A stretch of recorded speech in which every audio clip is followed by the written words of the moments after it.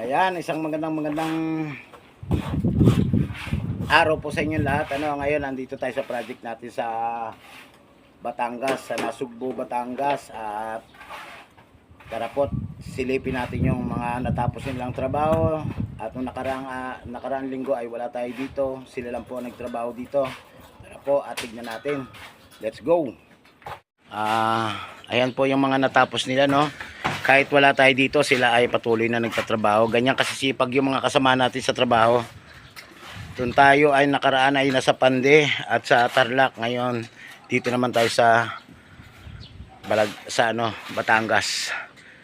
Ito po nung nakaraan ay, kung makikita nyo po nung una ay ito po ay tie beam pa lang, nagpo-poste pa lang. Ngayon ay nakapagtapos na sila mag-tie beam. Nakapagbuhos na ng tie beam at nag-aasintada na po sila, Yan po yung aking mahal na pamangkin. Nakita nyo mga, kaway ka muna, ma'am. Ayun. Kita nyo ang ganda lalaki, At ayan po, at nakita nyo nag-aasintada na. Si Ritura nag-aasintada na rin.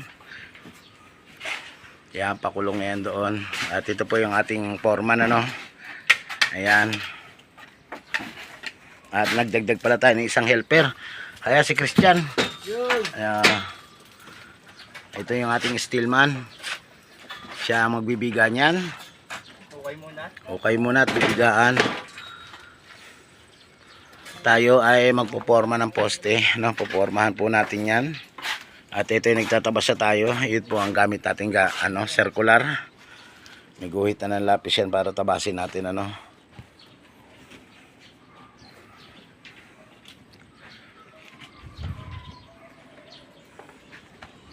At kung makikita nyo po dito, ito po ay dining, Ito na po yung pinaka niya. Tapos dyan po yung hagdanan.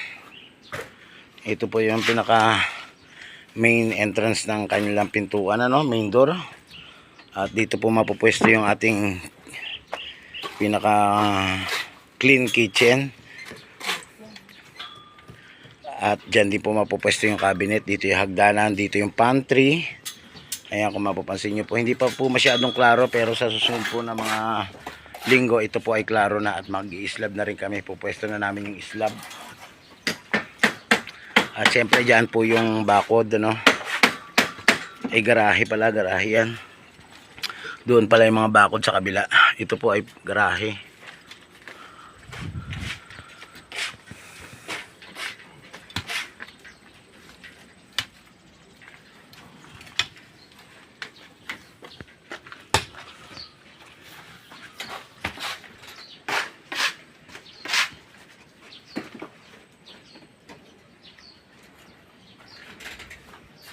Galingan mo, Ritura, ha?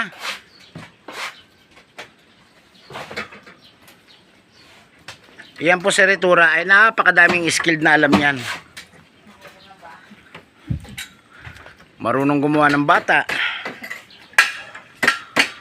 Mahilig gumawa ng bata. Pero ang katotohanan yan po ay welder ko, Pero kita nyo naman nag-aasintada yan. Ganyan kagaling yan. Pakita mo muna yung puwet, Jason. Ay, labas mo na. Nakalabas na Lasigin mo uli yan, Tora.